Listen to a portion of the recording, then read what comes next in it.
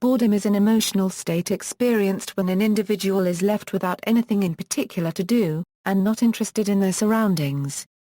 The first recorded use of the word boredom is in the novel Bleak House by Charles Dickens, written in 1852, in which it appears 6 times, although the expression to be a bore had been used in print in the sense of to be tiresome or dull since 1768. The French term for boredom, ennui, is sometimes used in English as well. Psychology. Boredom has been defined by Cynthia D. Fisher in terms of its main central psychological processes, an unpleasant, transient affective state in which the individual feels a pervasive lack of interest and difficulty concentrating on the current activity. Mark Leary et.al. describe boredom as an affective experience associated with cognitive attentional processes. In positive psychology, boredom is described as a response to a moderate challenge for which the subject has more than enough skill. There are 3 types of boredom, all of which involve problems of engagement of attention.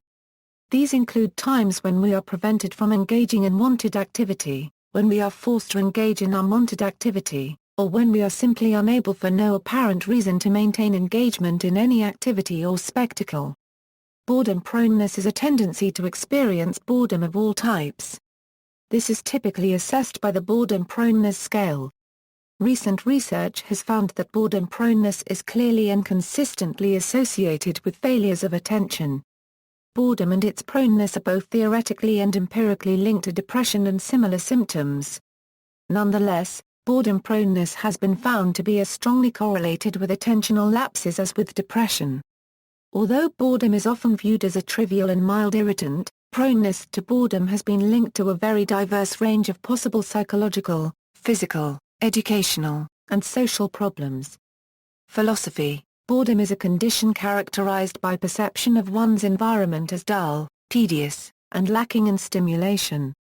This can result from leisure and a lack of aesthetic interests. Labor, however, and even art may be alienated and passive, or immersed in tedium.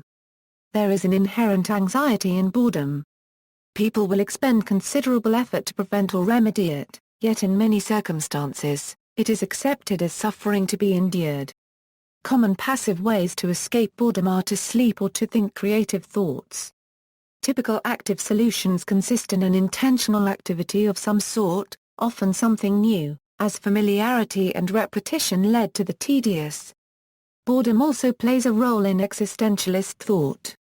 In contexts where one is confined, spatially or otherwise, boredom may be met with various religious activities, not because religion would want to associate itself with tedium, but rather, partly because boredom may be taken as the essential human condition, to which God, wisdom, or morality are the ultimate answers.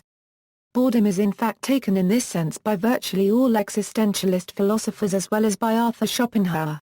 Martin Heidegger wrote about boredom in 2 texts available in English, in the 1929/30 semester lecture course The Fundamental Concepts of Metaphysics, and again in the essay What is Metaphysics? Published in the same year. In the lecture, Heidegger included about 100 pages on boredom, probably the most extensive philosophical treatment ever of the subject. He focused on waiting at railway stations in particular as a major context of boredom. Søren Kierkegaard remarks in Either or that patience cannot be depicted visually, since there is a sense that any immediate moment of life may be fundamentally tedious. Blaise Pascal in the Pensée copywriters discusses the human condition in saying we seek rest in a struggle against some obstacles. And when we have overcome these, rest proves unbearable because of the boredom it produces, and later states that only an infinite and immutable object that is, God himself can fill this infinite abyss. Without stimulus or focus, the individual is confronted with nothingness, the meaninglessness of existence, and experiences existential anxiety. Heidegger states this idea as follows: profound boredom, drifting here and there in the abysses of our existence like a muffling fog, removes all things and men and oneself along with it into a remarkable indifference. This boredom reveals being as a whole. Schopenhauer used the existence of boredom in an attempt to prove the vanity of human existence, stating, "For if life, in the desire for which our essence and existence consists, possessed in itself a positive value and real content, there would be no such thing as boredom, mere existence would fulfill and satisfy us. Erich Fromm and other thinkers of critical theory speak of boredom as a common psychological response to industrial society, where people are required to engage in alienated labor. According to Fromm, boredom is perhaps the most important source of aggression and destructiveness today. For Fromm, the search for thrills and novelty that characterizes consumer culture are not solutions to boredom, but mere distractions from boredom which, he argues, continues unconsciously. Above and beyond taste and character, the universal case of boredom consists in any instance of waiting, as Heidegger noted, such as in line, for someone else to arrive or finish a task, or while one is traveling somewhere. The automobile requires fast reflexes, making its operator busy and hence, perhaps for other reasons as well, making the ride more tedious despite being over sooner. Causes and effects. Although it has not been widely studied, research on boredom suggests that boredom is a major factor impacting diverse areas of a person's life. People ranked low on a boredom proneness scale were found to have better performance in a wide variety of aspects of their lives, including career, education, and autonomy. Boredom can be a symptom of clinical depression. Boredom can be a form of learned helplessness, a phenomenon closely related to depression. Some philosophies of parenting propose that if children are raised in an environment devoid of stimuli, and are not allowed or encouraged to interact with their environment, they will fail to develop the mental capacities to do so. In a learning environment, a common cause of boredom is lack of understanding. For instance, if one is not following or connecting to the material in a class or lecture, it will usually seem boring.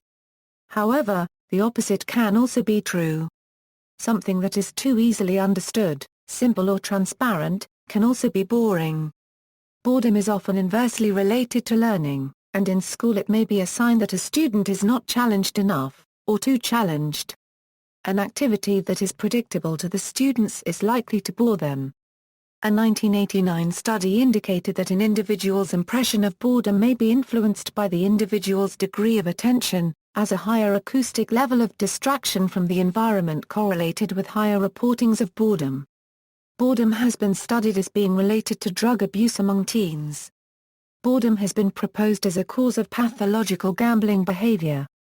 A study found results consistent with the hypothesis that pathological gamblers seek stimulation to avoid states of boredom and depression. Popular culture. In Chapter 18 of the novel The Picture of Dorian Gray by Oscar Wilde, the character Lord Henry Wotton says to a young Dorian Gray, "The only horrible thing in the world is ennui, Dorian. That is the one sin for which there is no forgiveness." Procol Harum, John Sebastian, Iggy Pop, The Deftones, Buzzcocks, and Blink-182 have all written songs with boredom mentioned in the title.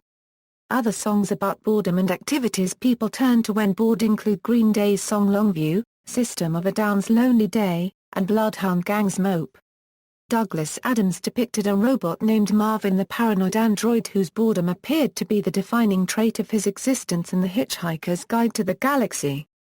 The 1969 Vocational Guidance Counselor sketch on Monty Python's Flying Circus established a lasting stereotype of accountants as boring. The Yellow Page is used to carry an entry under boring, see civil engineers, but this was changed in 1996 to see sites exploration. See also, apathy, bore out, drab, dysthymia, motivation. References